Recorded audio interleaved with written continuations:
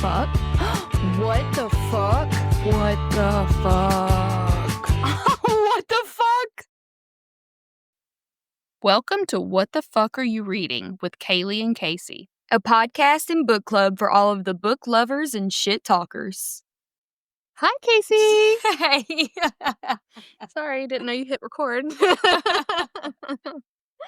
How are you today? I'm good. I still can't hear out of my left ear since rupturing my eardrum, but you know, It's very unfortunate. life is good. I had a massage yesterday as my Mother's Day present. Uh-huh. It was a 2-hour deep tissue. Oh my, are you sore today? I'm very sore, Oh. like in all of my body. I can't do deep tissue. I'm like such a baby. I cannot. It hurts so good. So, okay, do you have a what the fuck happened for today? What the fuck happened? Okay, I'm going to tell y'all a little story. It was actually the most embarrassing moment of this person's life, okay?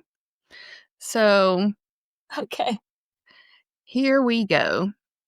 So, this girl was living with her grandmother, and she was in college. And her boyfriend would come over sometimes and stay, whatever, no big deal. Mm-hmm. And, like, this is back in, late 2000s, probably, like, 2008, 2009, something like that. Okay. And so DVDs were still a thing, is why I mentioned that. Okay. So her boyfriend brought over some porn. He don't have the fucking internet? DVD porn, okay? That was a thing back then. Okay. So that they could watch a little porn, like, fool around, whatever. And she put it, and, after they used it or whatever, she put it under her mattress and never thought about it again. So she moves out of her grandmother's house eventually, gets an apartment, whatever, never crosses her mind again. Eventually, grandmother finds the porn, gives it to her uncle to give to her mother to give to her. You can't have just simply thrown this shit away. Exactly. You couldn't fucking just throw it away. Like, no. Like, this is horrific. That is terrible. So that's what the fuck happened. The family porn. To the girl that wrote this in, I'm so sorry. I'm so sorry that happened to you.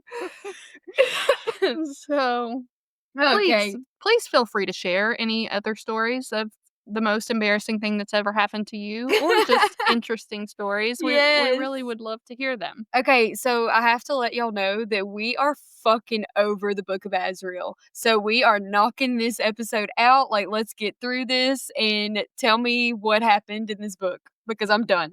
Okay, yes, I'm done too. Like, it's not that it was bad to read, but, like, I'm real tired of talking about it. Well, not only that, so confusing. And, like, the fact that she says things and then does not explain them and you're supposed to just know, like, that's not the type of fantasy book that I like. Right. Okay, so we're picking up. They're trying to get past Camilla. We don't know who Camilla is. So they have gotten on this. They're riding in the cargo. Mm-hmm. Of And the this short plane. little man told them that he could ride in this plane that doesn't sound fishy at all. Yes. So that's where they're at. They do take the plane. So the ambush that I was expecting did not happen. Okay. And they arrive at their destination, and they're going to see Drake. Yay! Oh, yay! Because Drake's alive. Woo! We love Drake. The vampire Caden. This is the vampire that Caden thinks she killed. Diana explains to Liam the vampire hierarchy, and Liam tells her if he could give up his title as king, he would in a heartbeat. Like, he has no desire to rule. Okay. They're Vincent lost. would love that. Yes.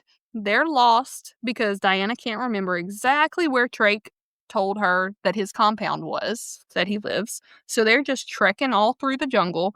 Liam is in a sour-ass mood when someone just fucking tackles him from the side. It was a good tackle, though. It's Drake, and he is smothering Diana's face in kisses. I thought he tackled Liam. Anyway, doesn't matter. Liam and Diana are walking. Drake comes out of nowhere. He's all over Diana. Okay. And Liam does not take kindly to this surprise and starts choking Drake out.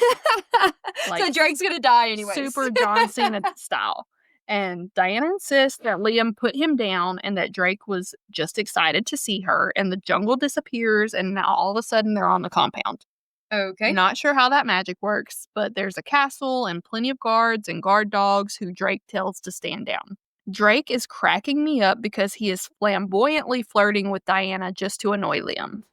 He shows them each to their rooms so that they can freshen up before dinner and with his brother, the king of the vampires.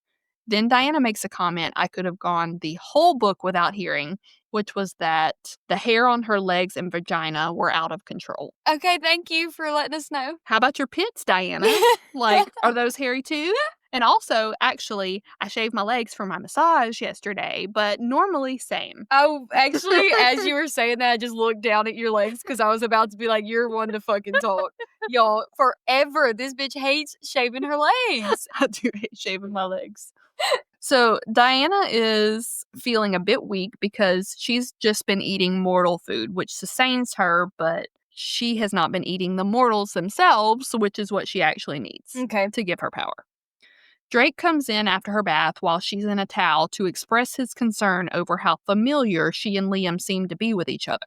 Diana insists it's not like that, and all of a sudden Liam shows up because he could feel her distress. He doesn't like Drake, doesn't like how affectionate he is, does not like anything about him. Okay, whatever. Because he's jealous. Yes. Nothing like a little competition to get the juices flowing. He disapproves of the dress Diana puts on and transforms it into a beautiful ball gown because he loves her. Okay, he seems controlling. I'm not liking this, but whatever. Liam apologizes for being moody all day. Okay. And he had a dream that really affected him the night before where he was fucking Diana and Diana starts bleeding Yes. out the throat and all that and whatever. The dinner they go to is super tense. The vampire brothers do not like Liam and vice versa. Diana asks the vampire king Ethan where his wife Naomi is. And then there's this weird dynamic. Ethan and Drake share a look and he says Naomi is away and has more important things to attend to. And I'm thinking, like, more important than the world ending?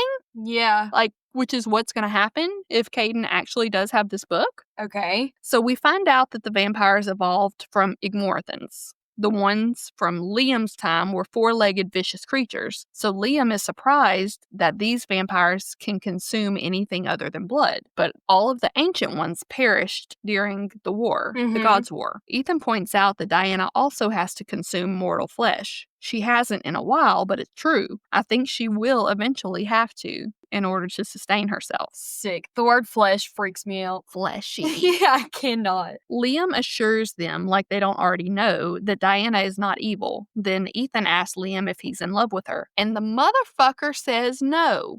Okay. He's been dreaming of her, lusting after her, worrying about her. Okay, but he's kind of put on the spot. And then he has the audacity to say no. He's kind of, if somebody asks me and like I'm still just flirting with somebody, I'm not going to be like, yeah. Ugh. He says she's just a friend. And this is good news to the vampires. They don't want another powerful man to be obsessed with her. Caden is still obsessed and reportedly has killed every contact that has helped her. Oh my god! He's also slaughtered all the ones who have failed to return her to him that have tried. So basically anybody that has laid eyes on her, dead. Why are you so obsessed with me? For real, freak. Diana is the only one who has survived being turned by him. All the others that he has tried, and he is continuing to try ever since she's left, all turn into the Igmorothan beast. Caden is steady, just creating an army. Oh, okay. The only reason the vampires are even willing to help Diana is because of Caden's fear of Liam. He won't attempt to harm Diana directly as long as she's with Liam, but that just means he's doubling down on his efforts to find the Book of Azrael because he believes there lies the answer on how to destroy Liam.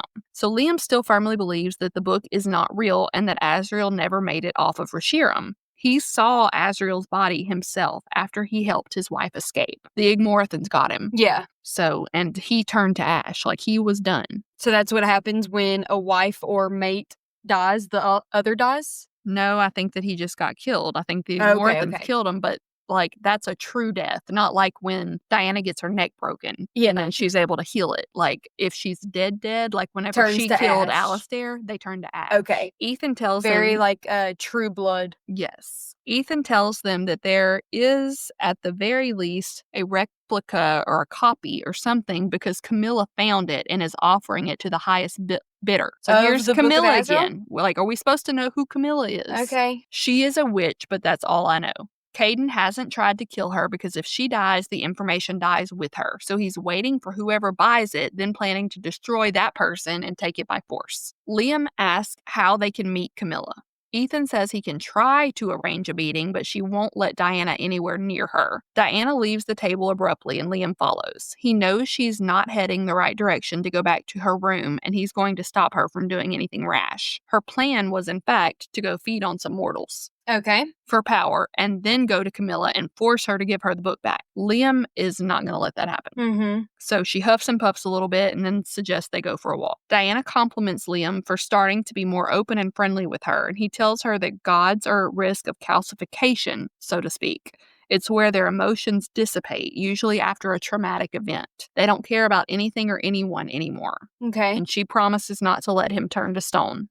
Liam makes it clear to Diana that he doesn't trust the vampires. Something feels off to him. He finds it strange that they would help them, given their fear of Caden.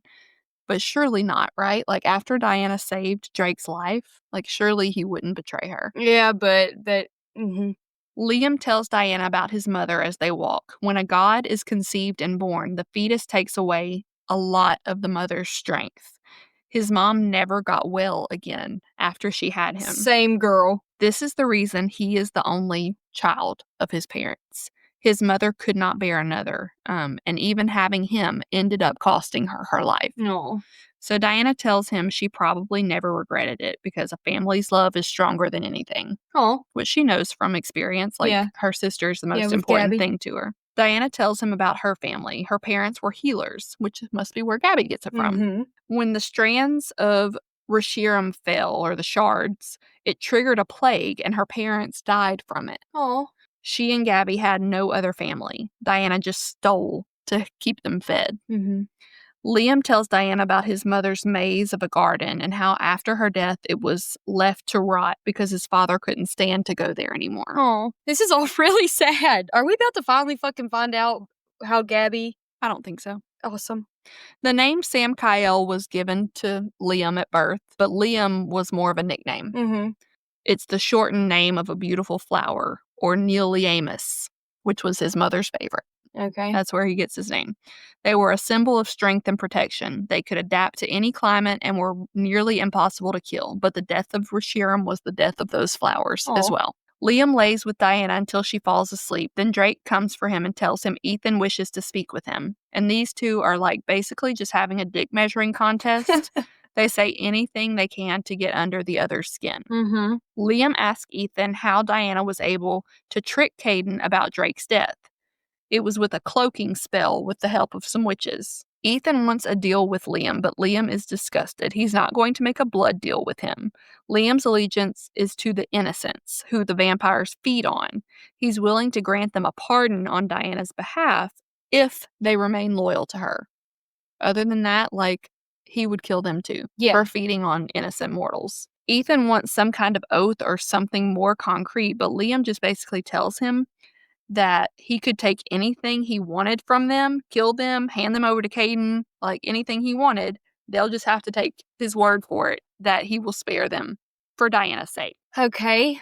So he's basically just saying you're just going to have to trust me? Mm-hmm. Okay. He is not willing to make any kind of pact with them. They ask Liam if he plans to remain. He doesn't. He plans to go to the remains of Reshiram when this quest is over, and he tells them that. Ethan gives Liam, like, not exactly a warning, but, like, pretty damn close to it. He tells them that Diana craves love and that if he has no intention of being with her, not to make her fall in love with him. Period. He's seen how Diana responds to Liam, and it's obvious to him that he could hurt her much more than physically. Mm-hmm.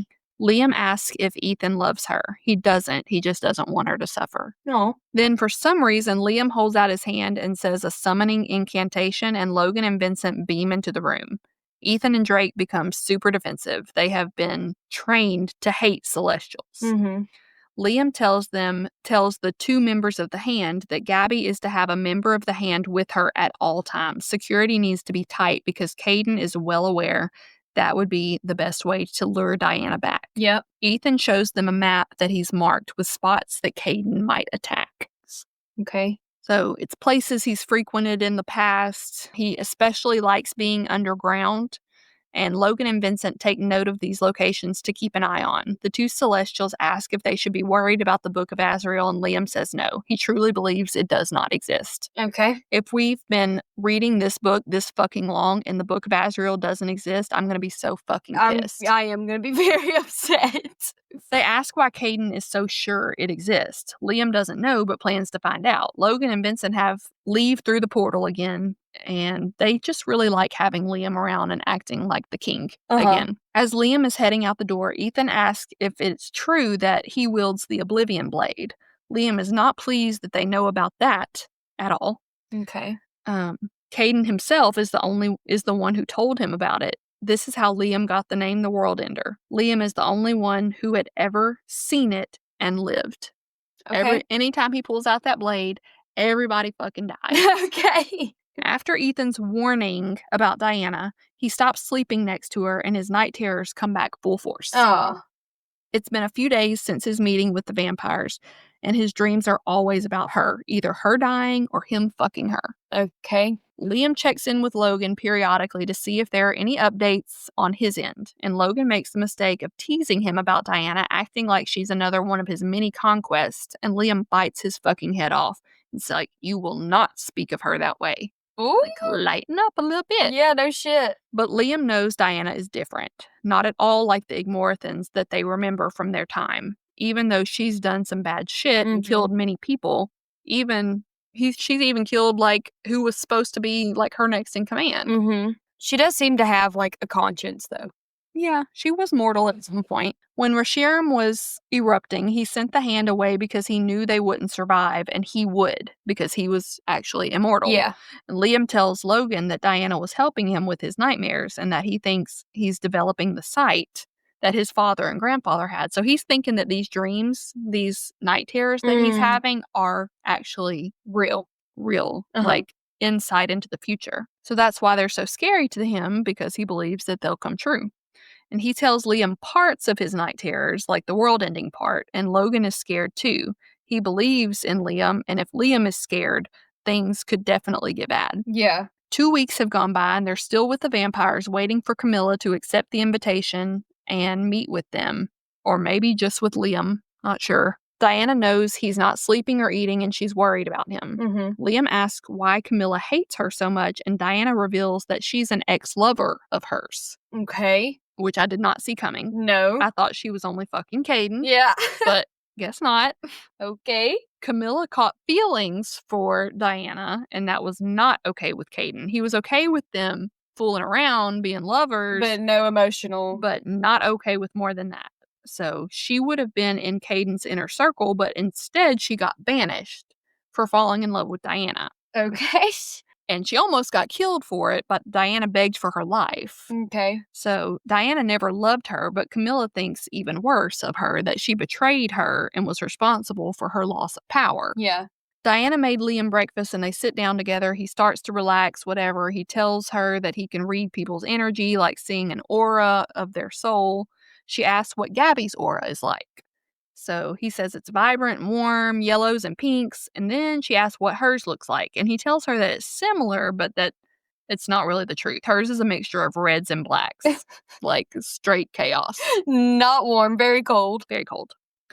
Drake comes in and interrupts their breakfast and Liam's good mood. Liam's so jealous of their playful banter and jokes. Of course he is. Diana throws a fit over this jealousy.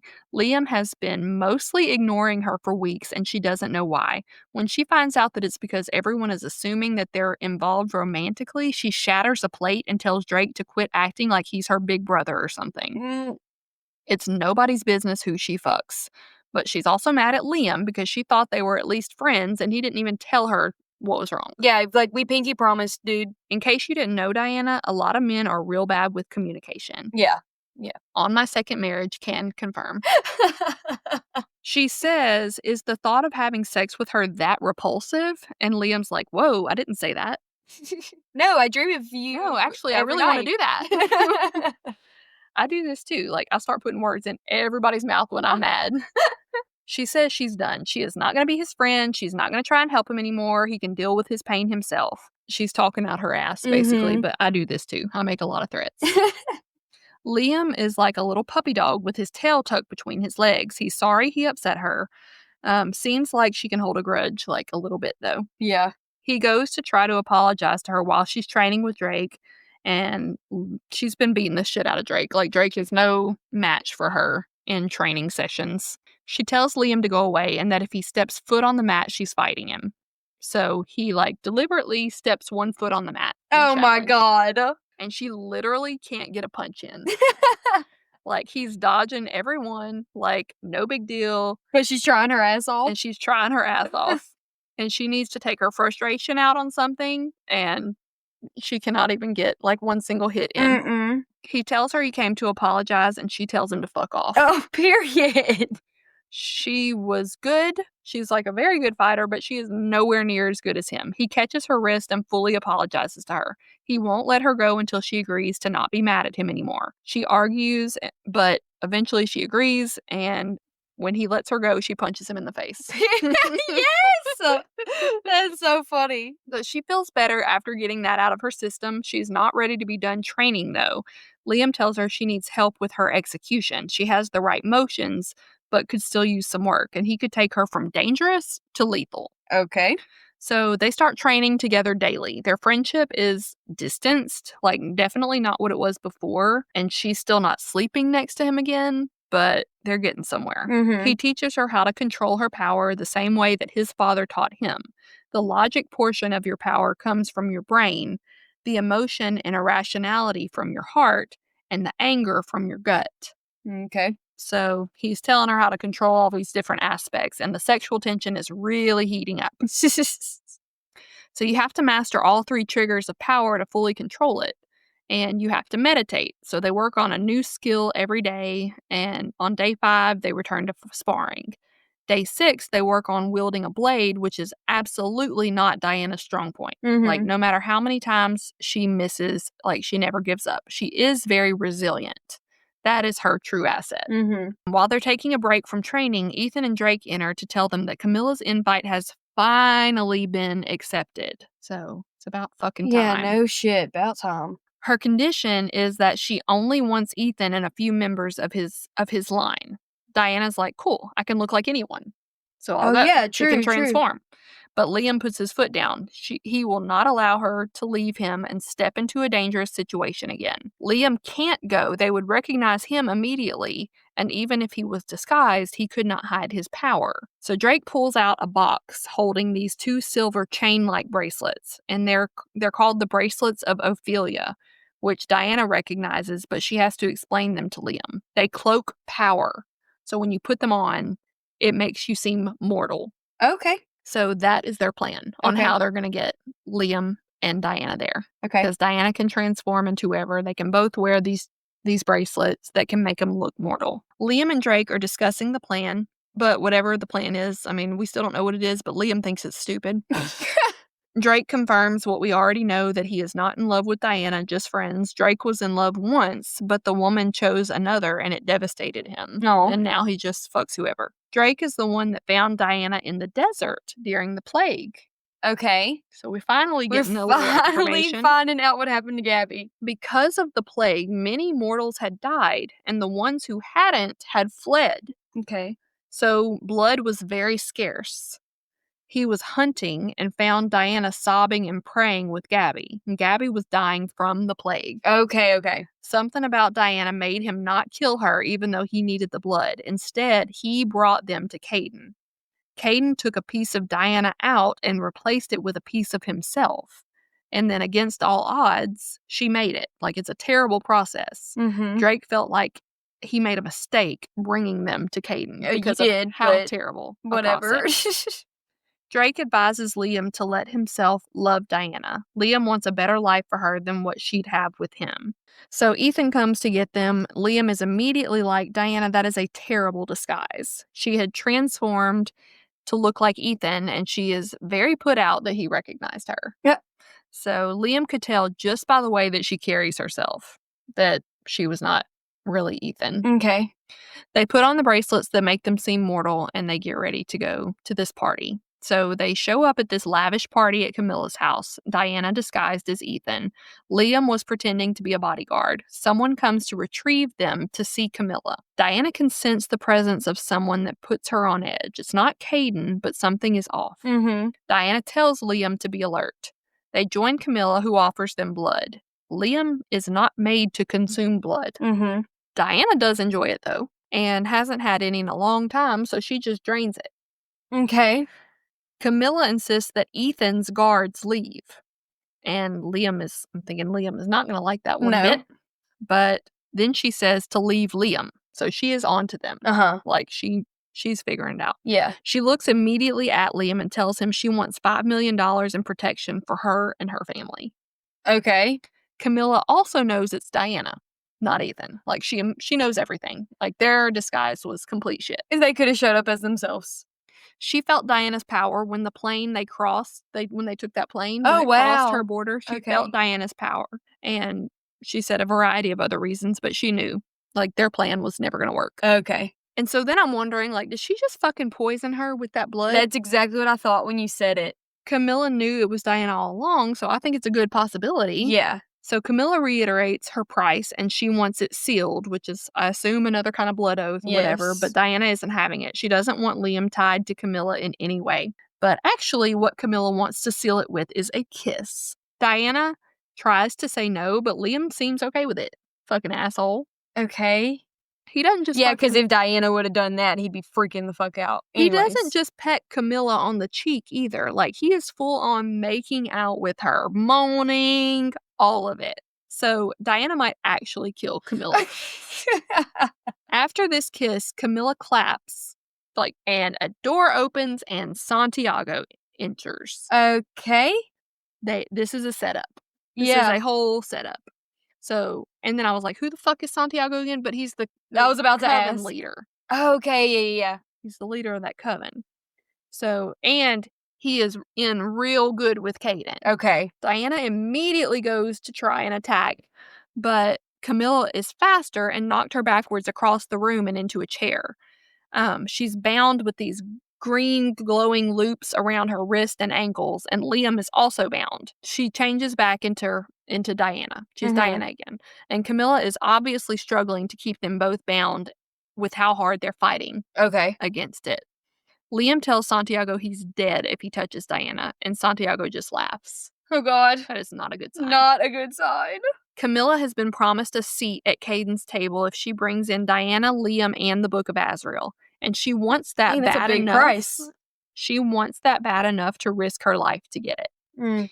And risking her life is definitely what she's doing. Because if Liam gets free, she's fucking done. Diana, too. I think either one of them's going to kill her. Santiago believes that Caden can't die, but Liam just thinks no one has ever been powerful enough to try.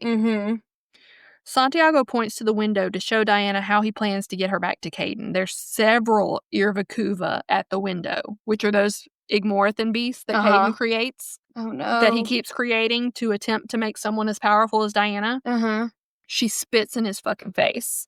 I love a good spitting face. There's no better way to say fuck you than spitting in somebody's face. So he raises his gun and shoots her in the head. Another good way to say fuck you, I would say. But it won't kill her, and he knows that. Liam is aching to rip this house apart. But when he had kissed Camilla, he saw images of Azrael's daughter, the book she possessed, and the town where she'd stayed. Okay. Camilla knew what he'd see when they kissed and warned him to play along or Diana would be in even more danger. Wait, so Camilla's not really. She's walking a fine-ass line. Okay. On whose side she's on. But she did warn Liam. Yeah. So Diana raises up with a near invincible power. And she transforms into her wyvern beast and launches herself at Camilla. The green bands holding Liam hostage dissipate. And I think that Camilla is fucked. Santiago claps his hands and disappears. He wants no part of Liam. I'm sure. More witches from Santiago's coven enter, and Diana goes after them. The Irvakuva smash through the window and also join in the fight. So Camilla is, in fact, still alive, and Liam plans to keep her that way until he can get his hands on the book.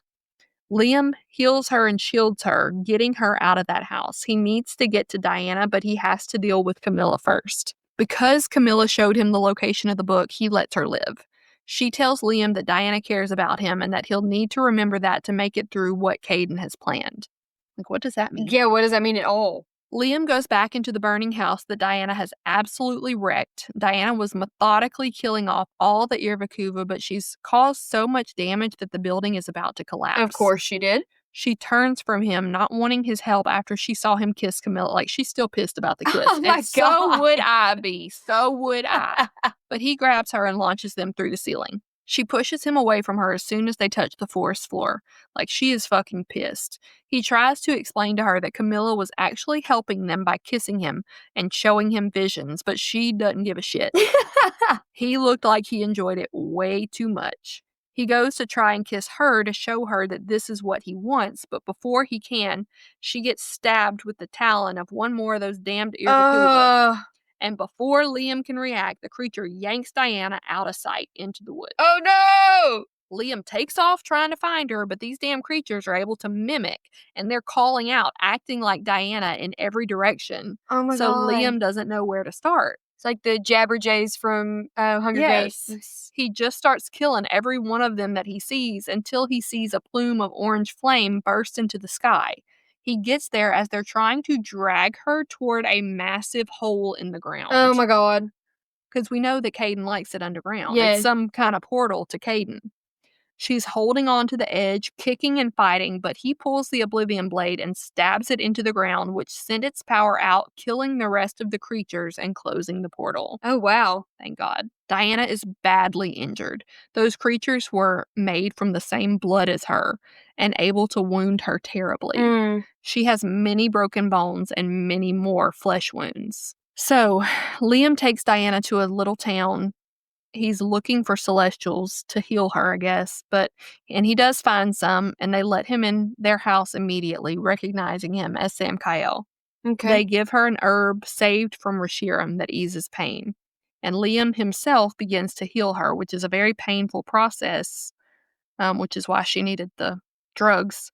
And he goes through every injury, every broken bone, every gash, every minor wound, everything until she is completely healed. Liam uses the mirror in the bathroom, draws some ancient symbols on it, and is basically able to FaceTime Logan. Okay. Pretty cool. So Logan is aware that something happened because he hasn't been able to reach Liam, and a freak storm happened where Camilla's house was, and half of it is in flames, and there was a huge quake. All Liam and Diana. I was about to say, yeah. Liam gives him a quick replay of what happened, basically that Caden launched an attack. Logan asks for Diana, for Gabby's sake. I don't think he actually gives a fuck about Diana. Liam tells Logan to research Santiago and Camilla and get back with him on whatever he finds. He also tells Logan that Azrael's daughter is alive and that it's possible that Caden can end the world if he finds that book. Okay. Logan is to send them transportation that he can travel undetected and a new phone. And they end the call. All right, so we got a new convoy coming. New convoy. Liam goes to Diana's guest room and hears her crying. She tries to tell him to go away, but he crawls in bed with her. Logan wants to profess his love for her, but he's choking on his words.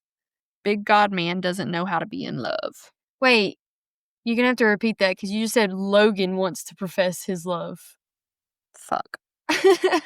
Liam wants to profess his love for her. But he doesn't know how. Okay. He doesn't know how to be in love. Okay. Saying that he just needs her warmth, but really he just needs to be near her. She thanks him for coming for her. It had never been a question in his mind, but to her, he had gotten the information that he needed and would let Caden have her. Like, she thought that he was gonna let Caden have her. Yeah. Because he had what he needed. So she's never had anyone other than her immediate family care for her. She kisses him, and it is everything. A part of my soul had been waiting for this woman, is what he says. That's so sweet. They're kissing, touching, taking things slow, trying not to be loud, in this celestial's house they're staying in. He uses his magic silver power to descend on her clit. The fuck? And I'm like, whoa, that's a toy I wouldn't mind having. That is sicko. That's all they do for tonight, though. Like, making out and finger banging. With lightning clip play. The fuck? Liam doesn't want to be quiet the first time they're really together, so they don't actually have sex. Because Okay. remember, he has a third leg. So It's giving like Feyre and Rhysand sleeping in the motel with only one bed. mm-hmm. Diana wakes Liam up with his cock in her mouth. Mm-hmm. So we're to that level of relationship already. Because I'm just saying that, like, that's not usually how I wake up, like, the first morning after I kiss somebody. Mm-mm. And let me just pause to say that she says when she wraps her hand around the base of it, the girth is enough that her fingers don't meet. Jesus Christ. I'd be like, And get I'm that like- thing away from me. I'm like, even if you're squeezing? Like, oh, God bless. that's what I said too. I'd probably be like, get that thing away from me. Great minds. She's using both hands, her mouth, everything she can. He calls her my Diana. It's getting pretty spicy. And then she swallows too. She ain't playing around. Okay. The Celestials made them breakfast the next morning and thanked Liam for the gifts and messages he and Vincent sent after the attack in Ariel. The attack in which Diana was the attacker. Oh. That's fucking Yeah, awkward. that's... She killed their child. And they just let her in? They don't know They that, don't though. know, Okay. but like, I hope you feel shitty, Diana. Yeah, no shit. Liam says he's at peace in Asterioth now. Basically heaven. A realm beyond time and space where the dead wait. Their son was Peter. Oh. Their son was Peter the Celestial. So what's Liam going to do now that he's in love with her? Supposedly she was supposed to pay for all the crimes that she's committed once all this is over. But now that she swallows, is that all forgotten? Okay, look, I'm not gonna kill you if... They travel to a temple in the convoy that Logan sent, going to meet Azrael's daughter. They are wary lest it be another trap set by Camilla. Liam tells Diana about how visions run in the men of his family. That's what he believes the nightmares to be and why they're so terrifying. Even in her presence the night before didn't keep them away this time. So Azrael's daughter's name is Ava. She arrives and Diana gets the feeling that she knows her. She has a guard with her named Geraldo. They immediately let Liam and Diana know that Camilla filled them in and they know who and what Diana is. They're a little suspicious acting, thinking that Diana belongs to Caden. Diana is on super high alert. There's something about Ava. And can I just say, like, this bitch is always on high alert? Yeah, that she always gets tingle feelings. So Diana calls them out on it too. Like, how have they hid this book? Why was Camilla hiding them? Since they're Celestials, why did they never come to the hand for help? Why are they trusting them? Mm-hmm. The book holds the secret on how to kill Liam, among other things. It was a contingency plan for Celestials if Liam ever turned against them. Okay. Diana doesn't believe anything can kill Liam, but that he is truly immortal, which is what we've been told this entire book. Yes. So they go into a temple, which leads to a set of catacombs mazing underground. And Oh, they great. walk. We know that Caden likes to be underground anyways. They walk for hours following a map that Ava has, coming across false walls, a cliff they have to jump, and just hours and hours of trudging through damp halls. And Diana is not back to normal yet, healing slower than usual because she hasn't been drinking enough blood, plus the Igmorathan creatures that had injured her so badly are harder to heal from because they're made from the same being as her. So Liam ends up carrying her. They finally reach a room with 4 stone coffins, one of them being Ava's mother, who chose to be entombed here after her death in a way to safeguard the book. Diana finds a coffin with a woman etched onto it. She knows this is it. She touches it and recoils in pain. Her palm blistered. Okay. It's protected by magic. Okay. Liam is able to open it with celestial magic. So a clothed, mummified figure rests inside, so they know it's not Victoria. When celestials or gods die, their energy returns to where it came from, like the blue light that shot out whenever. Yeah. So anyway, she knows it's not Ava's mom. There is no body to bury. The mummy holds a book in his hands, a very large book. They found the fucking book! The book exists, thank God. Finally. Thank God. Now who the fuck is going to ambush them? Because you know somebody is. Yeah, the book ain't ending right now. When Ava and Geraldo see they have it, Liam says there was a seal on it so that only they could open it. Only he could open it. Ava says, well, that explains why we couldn't open it the last few times we tried. Why you trying, bitch? We burned through a lot of celestials. Okay. Fucking traitor bitch. I knew it. Diana knew it. Ava's body jerks to one side, neck and arms bending at these ungodly, awkward angles, showing how she died. Geraldo also. All of a sudden, you could see that he had been mauled by something. Wait, so they're already dead? They were dead and rotting corpses that someone is controlling. Oh, gross! Still only pretty cool, though. Only one person has power over Let death. me fucking guess. It's not Caden. Wait, Unir.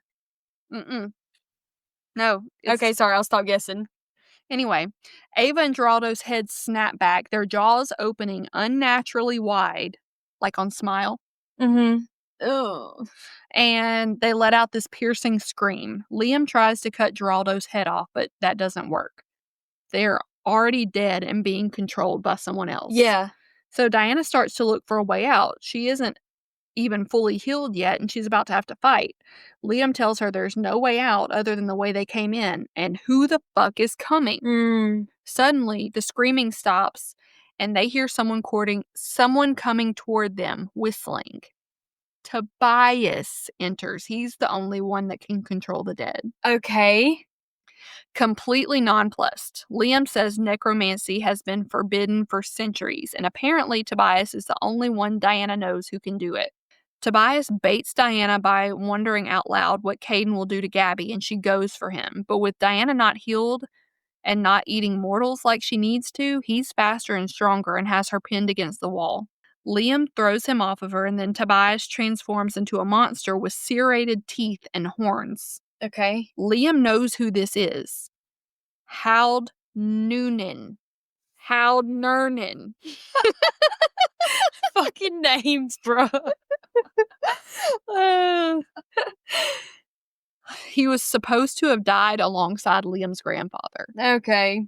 And the creature speaks in the ancient tongue of the Igmorithans, and the coffins all open up, and an army of dead bodies are here to fight with them. That sounds terrible. So, but isn't that crazy? Tobias is actually one of the original Igmorithans from Rashirin. That is crazy. That was like this very known creature. And has been hiding out as who we thought was a dumb little bodyguard. Yeah, it's like third or fourth in command or whatever. I wonder if Caden knew. Carry on. He's got to. But Liam and Diana take off running, the dead chasing them, and Liam says, "You did not tell me that Tobias was a king of Yejedin." And Diana's like, "What?" She doesn't even know what that means. So it's a crown that's embedded in Tobias's skull, not horns. He is one of the 4 kings. Okay. So that makes him one. I assume Caden's one. And then didn't somebody say Diana was one? Not actually. I don't know. So this is making a lot of pieces come together for Liam. It explains how Caden is so powerful, how he's able to hide from Liam. They are centuries older even than Liam. Oh, shit. This makes Diana a queen of Yejedin, and why Caden will do anything to get her back. So why does this make her a queen? I guess because Caden created her. Oh, yay. Okay. I don't know. They found a hiding spot, but Liam says they have to go back because he left the book in the tomb. He will kill Tobias while Diana grabs the book. So they go back into the room. As simple as that. They go back into the room of coffins, Tobias frantically searching for the book, and Liam begins to battle with him with one of his ablaze weapons. And I'm like, why not the fucking Oblivion Blade? Yes. This seems like the ideal time to use that. Yeah. But Diana is fighting dead bodies left and right, and all the coffins have been scattered around, so she can't find the fucking book. And she sees the right coffin, but gets attacked by this horde of dead bodies, one stabbing her in the stomach as Liam and Tobias fight. Debris is falling from the ceiling, and there's just chaos. All of this violent conflict and chaos going around her. Diana is able to fight them off, but she loses sight of the coffin with the book. And there are just endless dead bodies covering her and Liam. They can't make any progress with the hordes that are after them.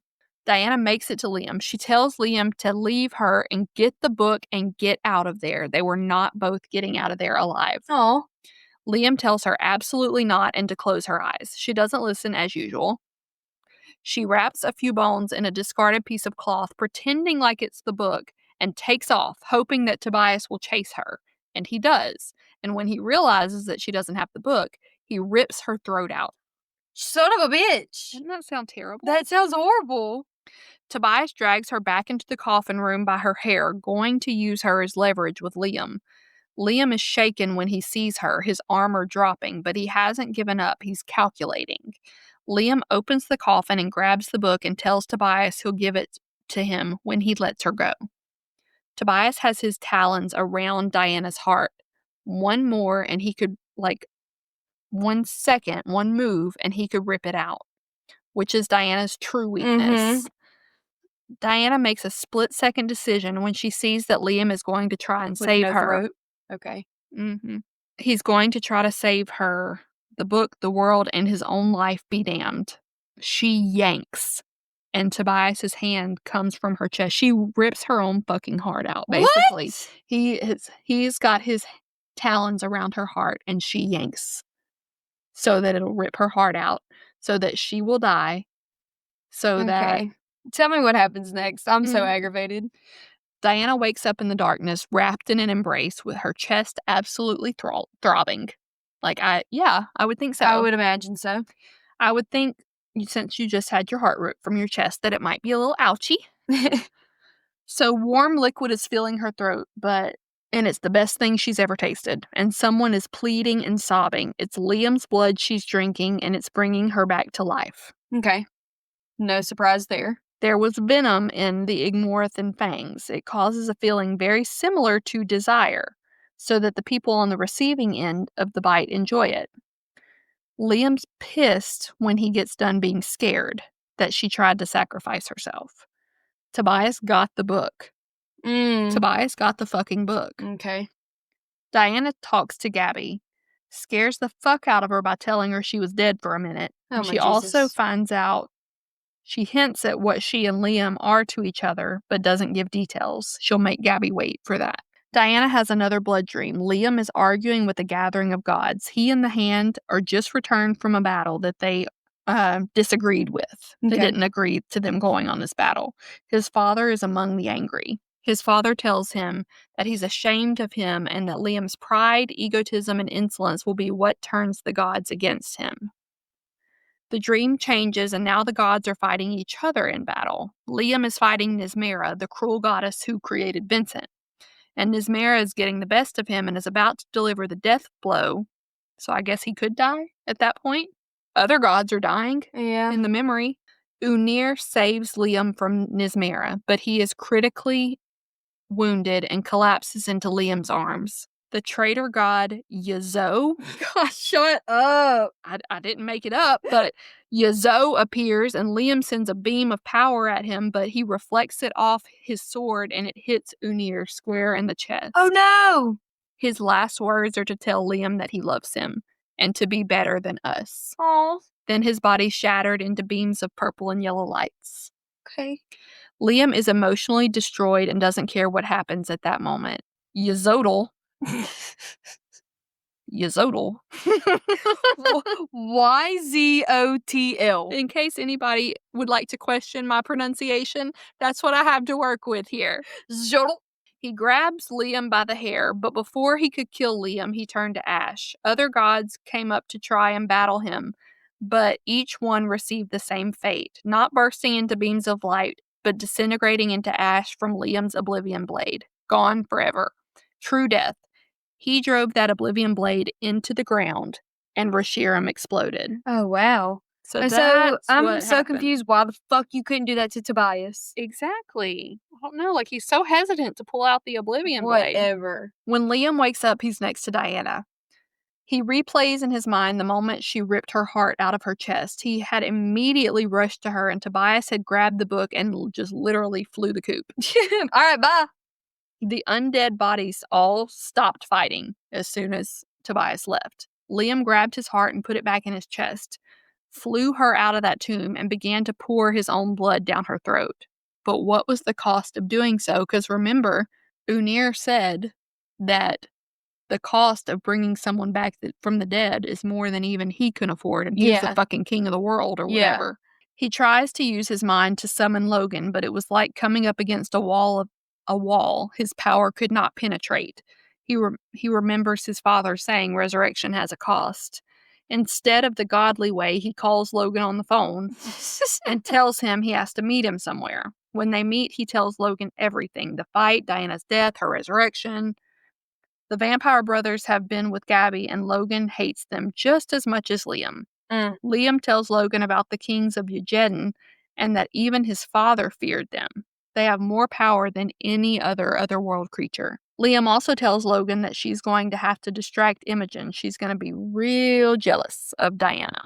So Diana wakes up screaming and accusatory. Liam is at her side in a flash, but she's hollering about how he really is a world ender, that he destroyed Reshiram with his sword, blah, blah, blah. She tells him she wants to see the sword that did it.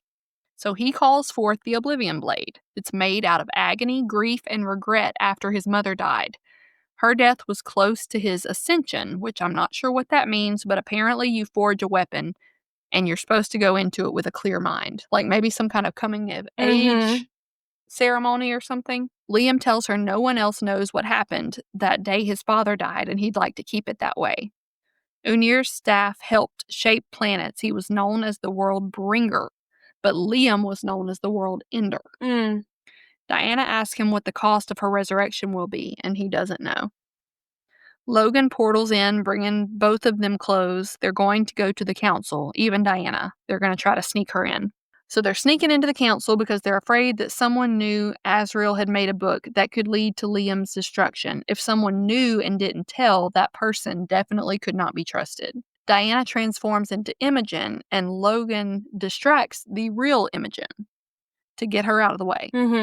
They go to a library looking for info on the kings of Ujedden or on the Book of Azrael, but they don't find anything, and Diana points out that there would never be records of a god-killing weapon on a planet where a god lives. Liam thinks that's a good point and takes Diana through a vortex. He takes her to see a creature known as a Fate. It's the last one of its kind. His name is Recurum. It's a strange creature, like almost formless.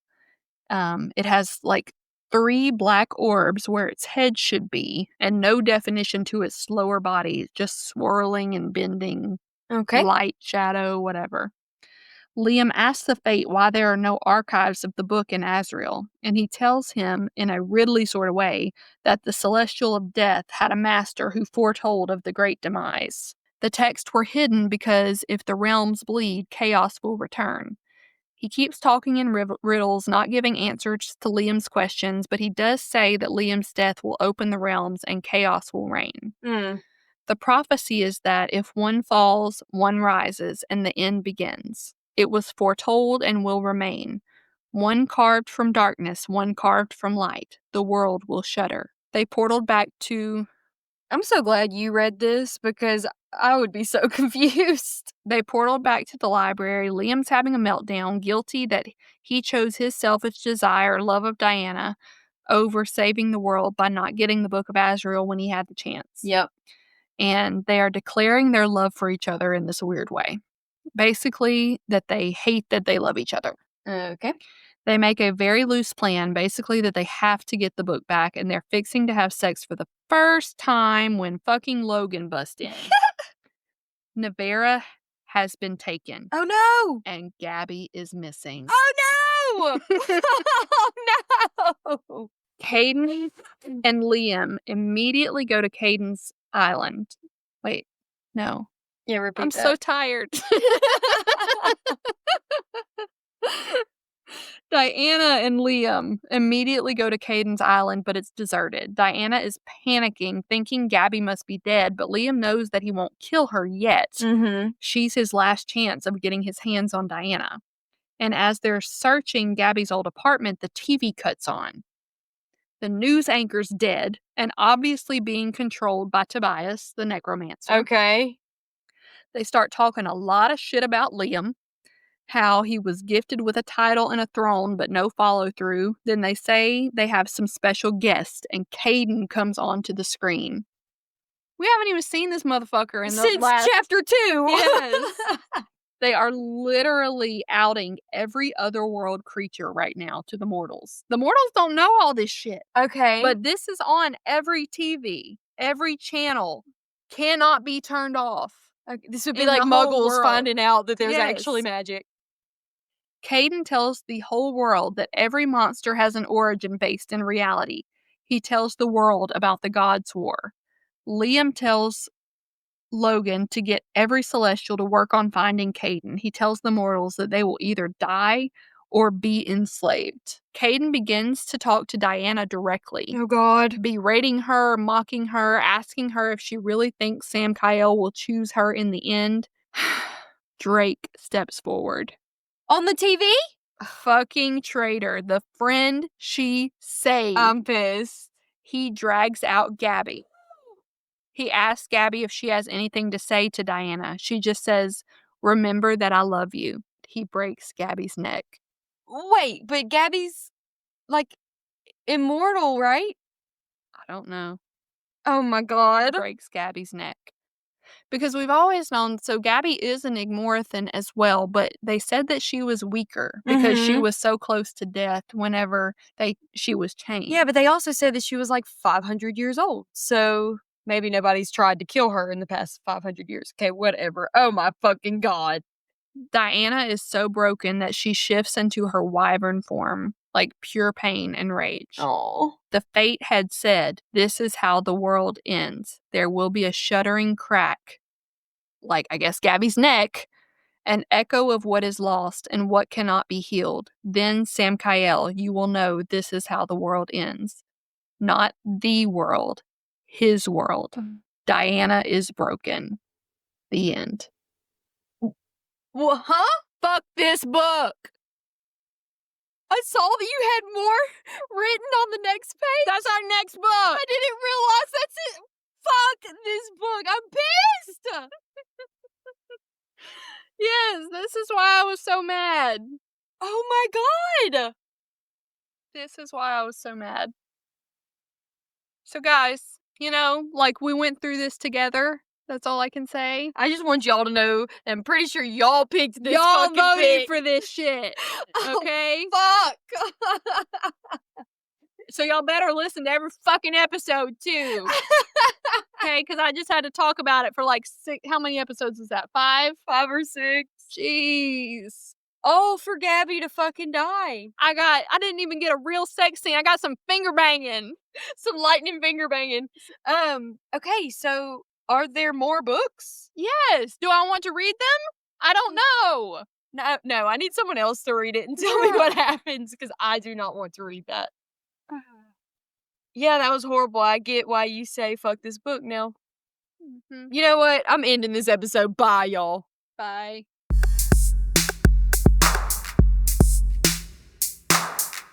Thank you for listening. Please leave us a 5-star review on Apple or Spotify. Go like and subscribe to our channel on YouTube, join our Facebook group, and follow us on Instagram. The links to everything are available in the show notes. And 5 stars only. If you have anything less, please turn your phone off and mind your business.